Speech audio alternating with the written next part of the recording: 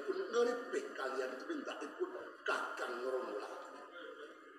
Pareng matur suwun.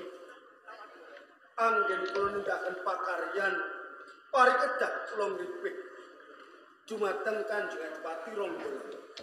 Menika sampun kula istaken lan boten kirang-kirang kula pun. Nanging dereng wonten kerampungan. Keporo piyambakipun isih nedya macut lan boten sangsaya mendho malah sangsaya menika kapara leres. Paman Ketsu dawuh dalem sinuwun. Amung panjenengan salah setunggaling priyagung wonten ing negari Majapahit. Ing kula pitados menapa inggih sampun lampah panjenengan ngripih kaliyan Kakang Ronggolawe. Ronggolawe semedya mbalela saking Majapahit.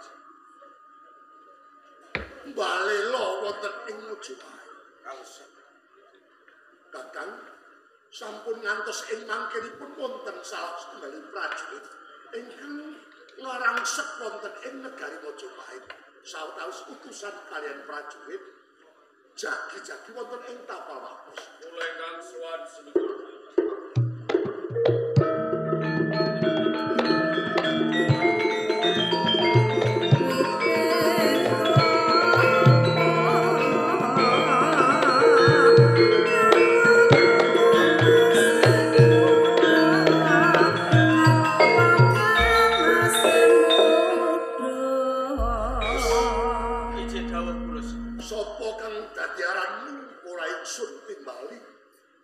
Wani munggah ana ing pendopo kraton Majapahit. Apa wigatipun? Kepareng kula matur. Kula Rangga Gadung saking Grojogan Sewu. Ngantos kluwane minggah wonten pendhapi Praja Majapahit. Kula kautus kalian Bapak Supo Madrang ingkang supados nyaosaken Kyai kula nadah konjuk panjenengan.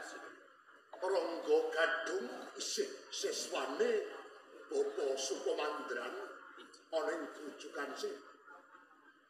Wajur suwanmu arep ngaturake Kyai kula nadah. Piandel ana ing kraton Majapahit. Menika leres. Yen kanthi pratelan kaya ngono sing dadi aturmu, mara gage enggal aturke ana ngarsane ingsun.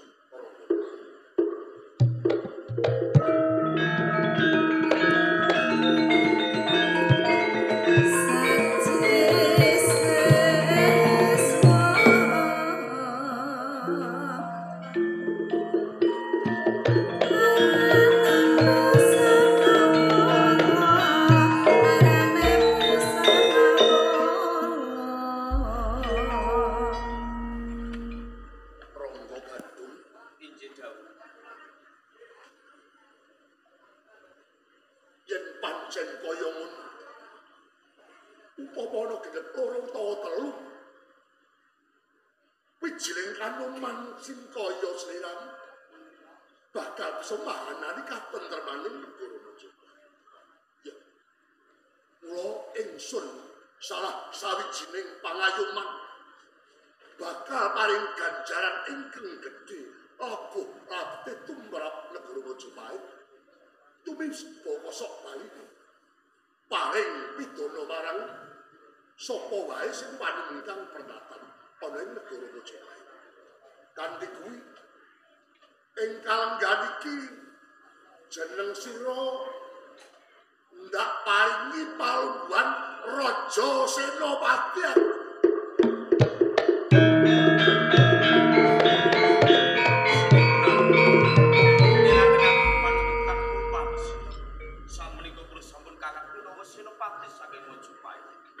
Rangga Gadung isih ana pakaryan magepukan lan negara Majapahit.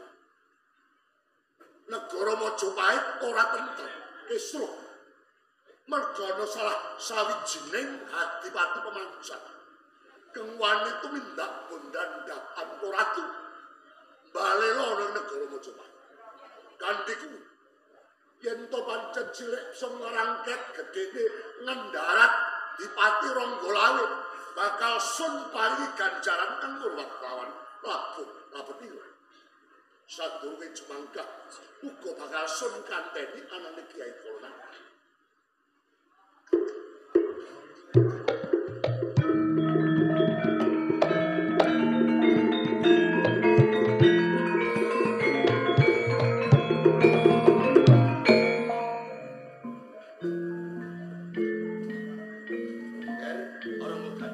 Paman kan suara. Kowe kudu bisa bedakake kahanan. Ronggo gandum yen lan ronggo gandum saiki wis beda. Kowe kudu bisa mulat sarira angroswani. Inti kang kabutuhane negara lan kang kebutuhane keluarga. Ora tindak kita bagus. Yun tapi bagus. Yun bagus. Sinuwun pamanten sebareng kula mlapati anak keturunan kula pun ronggo kantos dari atur sedherek. Kakang iki rupane Nanti kajang saking niku. Jagi-jagi wonten ing takal atus negari Mojopahit. Sampun ngoten. Salah setunggaling kula sumepan saya prajurit saking Kadipaten. kados keparengan tambah bangsa.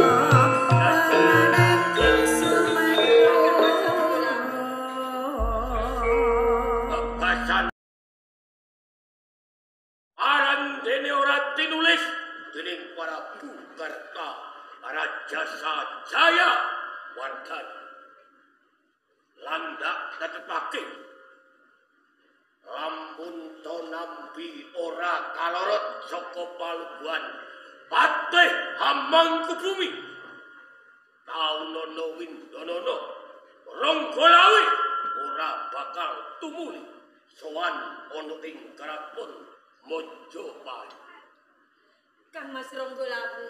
Yai, menawi panjenengan menika badhe musuhi tiyang-tiyang saking Mojopahit kula kados boten lilawet menapa Kang Mas. Kula ngemutiaken kula nyupen wau telu Kang Mas. para kaki matura nipi kepiye diajeng mertoro. Panjenengan lan kula menika nembe kemawon lomban wonten ing tengahing samudra. Nitih baita. Nanging boten ngertos sangkan paraning bilahi lajeng wonten ombak ingkang ageng sanget. Rungos kula panjenengan kasempya ombak ingkang ageng. Panjenengan ambil wonten ing tengahing samudra. Kaya ngono kuwi kegambaran dipun.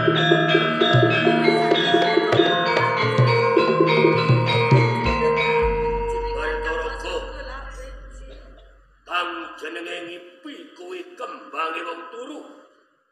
Nanging ipen uga bisa dadi sasmitayata. Tegese ipen kadurgasi kang bakal tumbuh dadi kasunyakan. Pomodipun ipen Yayi Mertologo wujudake ipen kang bakal tumbuh dadi kasunyakan. Ronggolawe kudu gugur ana ing medan logo.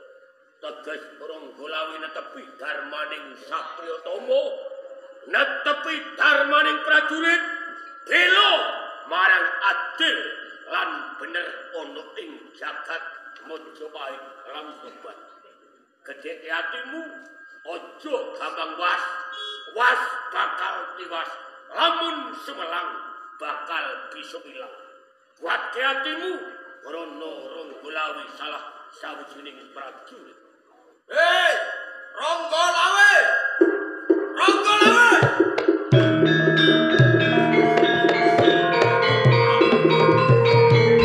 Manungsa kejam manungsa wengis, saya ora ngerti marang buktening liyang.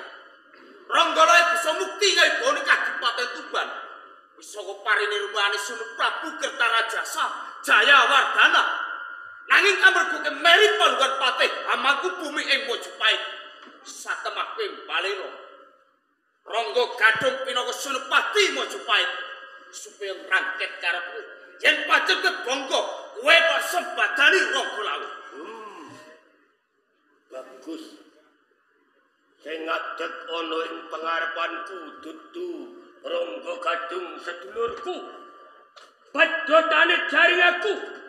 Nanging Rangga Gadhung kang wis sinamberan gelar Senopati ing Mojopahit. Pancen Raden Gadhung derajat pangkat palungguhan Senopati. Kowe nablek atimu saengga wis ninggalake unggah-ungguh tata Trapsila. Kowe ora ngerti lungguhing sedulur tuwa lan sedulur nom. Kowe wani jangkar marang Ranggalawe. Gadhung, Ranggalawe wiwit cilik kowe wis nampa marang pitutur kautamaning urip. Kowe bisa mindah wilahake endi kang bener lan endi kang mungkin. Ngerti? Ranggalawe balelo ing Mojopahit ora karana Ranggalawe melek palungguhan patih amangku bumi ora. Nanging Ranggalawe balelo jalaran aku ora lilo lamun to Mojopahit ora karep karana kang lungguh dadi patih amangku bumi wong bodho kaya Nambi. Gadhung, Ranggalawe balelo ing Mojopahit.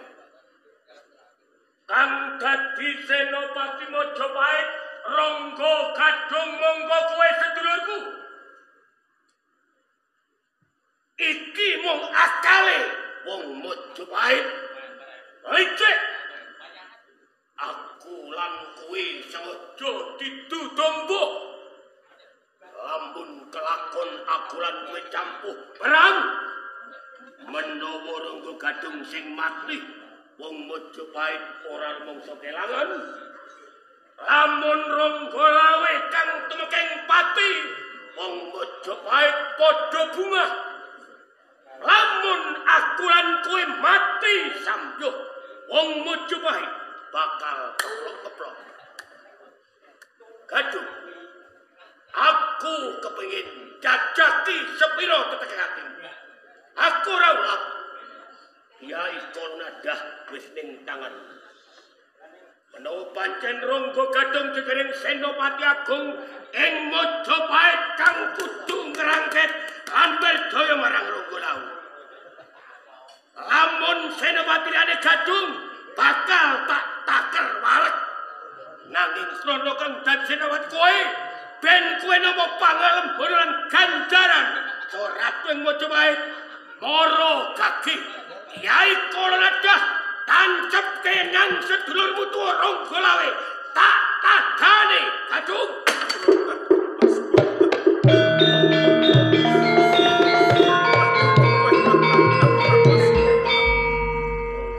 jebul panjenengan menika boten nempah.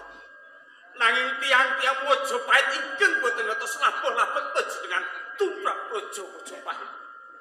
Mugi panjenengan dados paseksan Kang Mas. Rangga Gadhung dados satriya balik Kang Mas.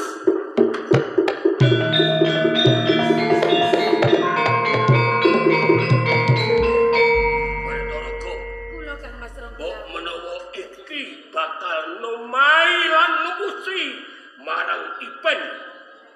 Kriwitan dadi kerucukan emprit ambuntut beduk sisan gawe nak jangkae Mas.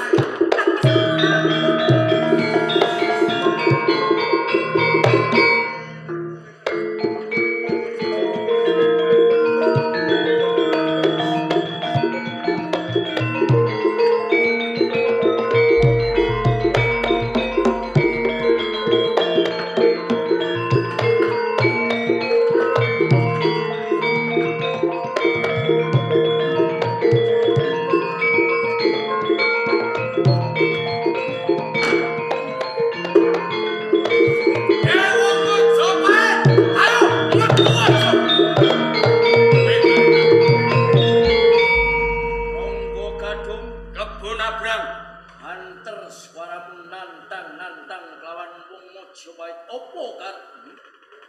Saka karepku.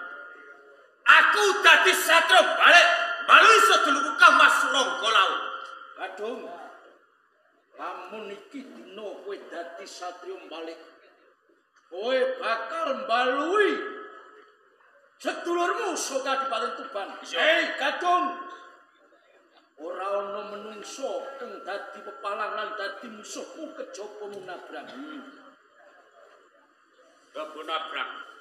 Aja mung siji kebon abrang. Rangkep 10 rawe-rawe rantas malang bakal tak tutup mangan. Parat gajah.